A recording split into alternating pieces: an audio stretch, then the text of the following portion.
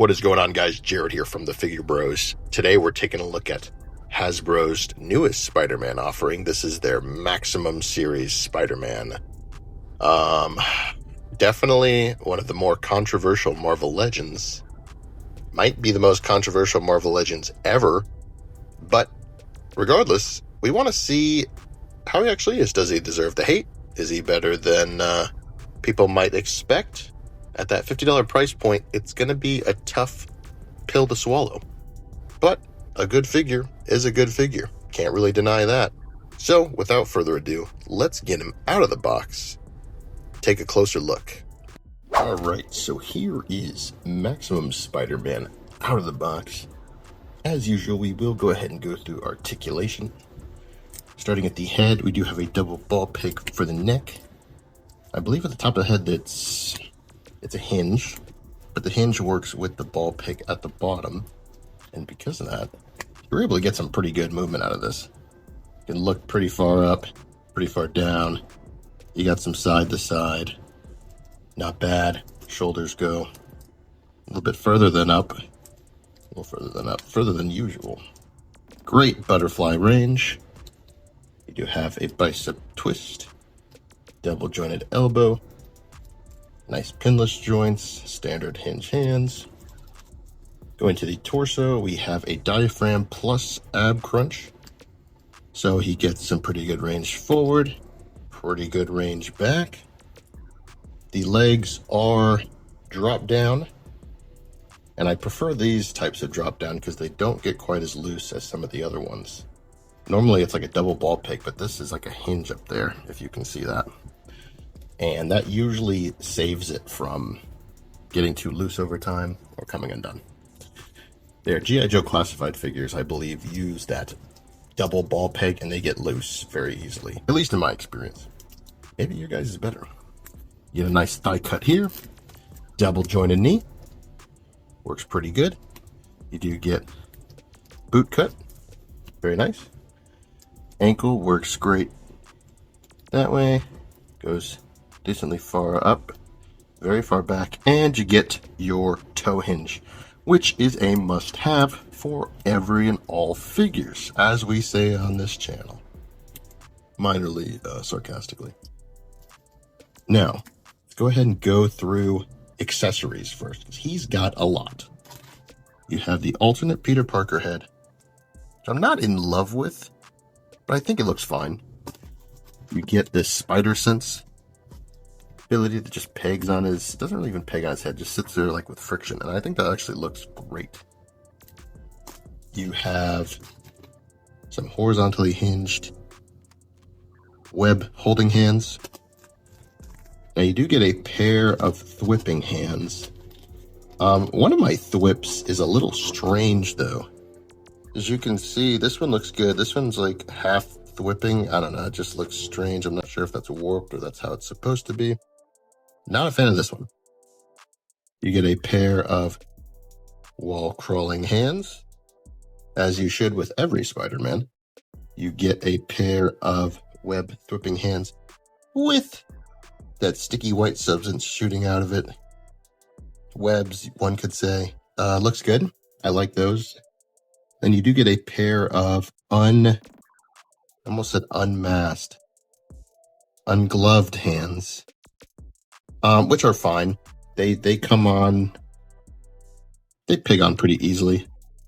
The plastic's not too hard, so you don't have to worry about it breaking. They peg in there.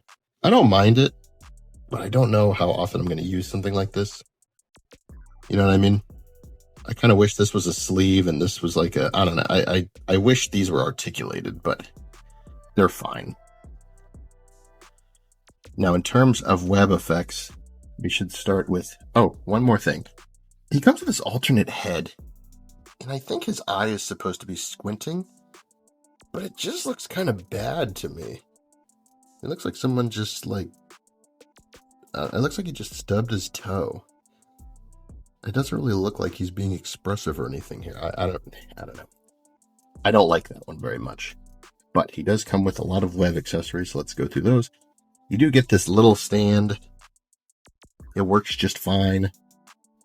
It's able to attached to the super sperm blast. Right there. Yep. And you can have him shooting the web. Yeah, this looks like a web blast. It doesn't look like anything else, guys. That's fine. What else does this?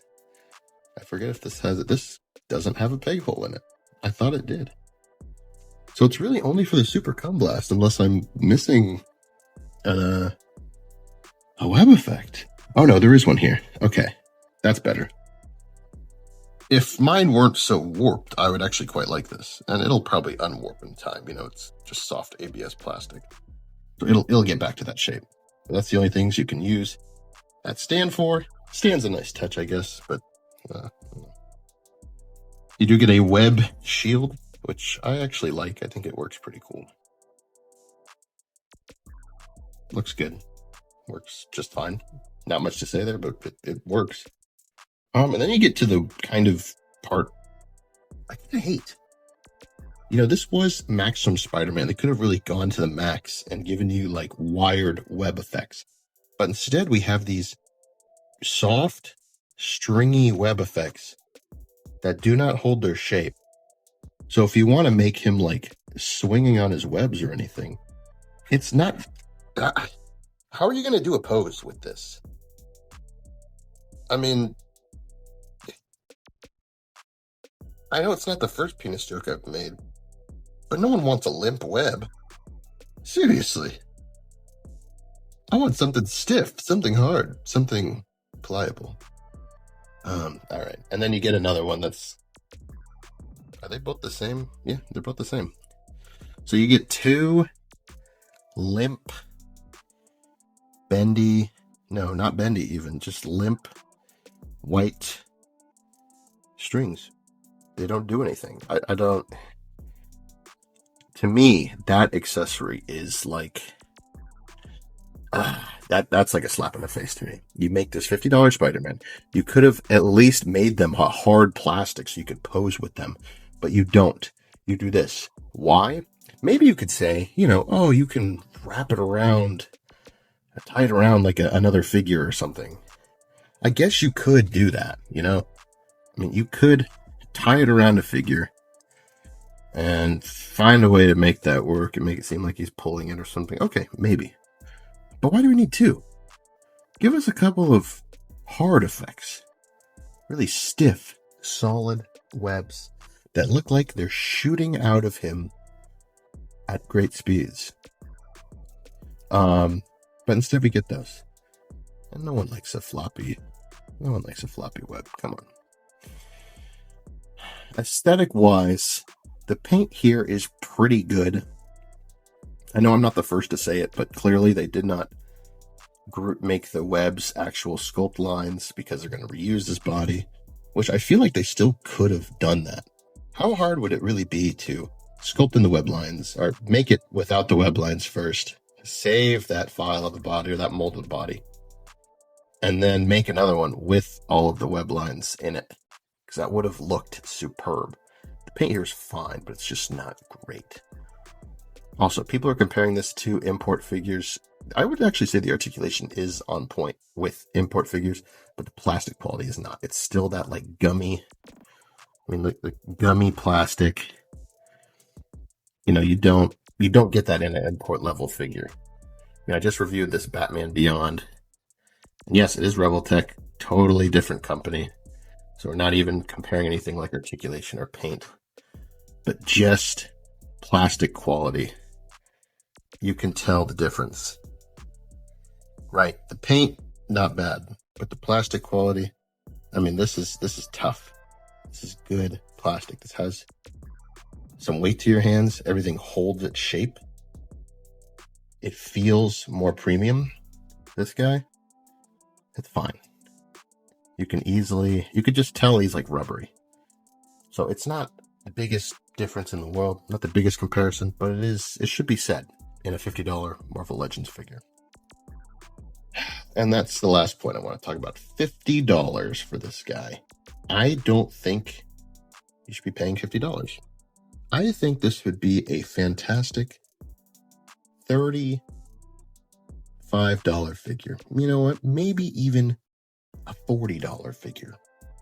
There are other figures out there like Mythic Legions that give you tons of accessories, paint apps, quality plastic at $50. Yes, they don't have to pay licensing. You're right. Yes, they reuse a lot of parts. You're right. Oh, but so does Hasbro. So don't be commenting that on this video. There are other companies like Storm Collectibles or Jada that are putting out figures that are this quality, have a lot of accessories for the $25, $30 price point that this should be. So overall, there's a few things I want to say. This is the best Spider-Man Hasbro has ever made. Wholeheartedly agree with that. This is the best domestic Spider-Man that has ever been made. Wholeheartedly agree with that. This is the best Spider-Man under $50 at or under $50. Yes. Because unfortunately, even like the Mafex, usually the best you're going to get there is about $60. Now, will I say still spend the extra $10 for the Mafex? Yes, do it. Please. But I understand why you wouldn't want to. Or I understand if you're not able to either. I think Hasbro took a chance here. I think Hasbro kind of realized that a lot of these tariff changes were coming at the time of this video. Not trying to talk too much about politics, but Trump has done away with the de minimis shipping act. So a lot of places where you were able to ship more cheaply from China are being done away with. Now, whether you want to say this is a good or bad thing, it's up to you. I'm just saying that a lot of places people were able to get cheaper imports from and ship them here cheaper, even if it would take a while. It's not going to be as easy, at least for a while. Now, could this change very quickly? Of course it can. But if you were to ask me, I think Hasbro took a gamble here with the current state of international affairs and how we buy imports. And I think their gamble might have paid off. I don't know if you'll ever be able to get another imported Spider-Man for around this price at this quality. Now, before you all say, oh, well, you can go on AliExpress right now and get a Mesh Toy Spider-Man or CT Toy Spider-Man. You can right now. But let's see where that is in a week or two. I don't know if that's going to be the same. And maybe I'm wrong. You know, there's a good chance I'm wrong. Things go back to normal. But I'm just trying to express my thoughts here. You come here, you watch me talk about toys. You might have even clicked off by now. But I'm going to sit here and talk about what I think about things when it comes to the world of toys. And you know what? I encourage you all to go to the comments, agree with me, disagree with me, whatever you want to do, do it. So unfortunately, I think this Spider-Man is like the child of a divorced couple, where it's stuck in the middle of, you know, he's not a bad figure. In fact, I would say he's a good figure. But because of like current affairs with Hasbro, the world economy and everything in general, it's hard to justify $50 for a domestic figure like this. Is he more worth it than the new Hulk? Oh, God, yeah. Absolutely. I don't even think we're going to be reviewing that guy on the channel. I think I'm sticking my guns on that one. This was even a hard buy for me and Phil. But, you know, I think I feel bad for Maximum Spider-Man. It's in a different world economy where Hasbro releases this for $35, $40. Everyone's like, this is amazing. This is awesome. You know, I just have to feel bad for what could have been versus what actually is. So overall, I'll be giving Maximum Spider-Man. I'd like to give him 2 scores here. I want to give him a score based on the figure itself, but then I want to give another one based on the release, because you know I do incorporate pricing into my reviews. It's an important part of toy collecting that everyone needs to take into account before they buy something. So that's what I do. So without the $50 price point, I would say this figure's a 9 out of 10. It's pretty good. They could use there's a lot of things that could be done here better. But on his own, 9 out of 10.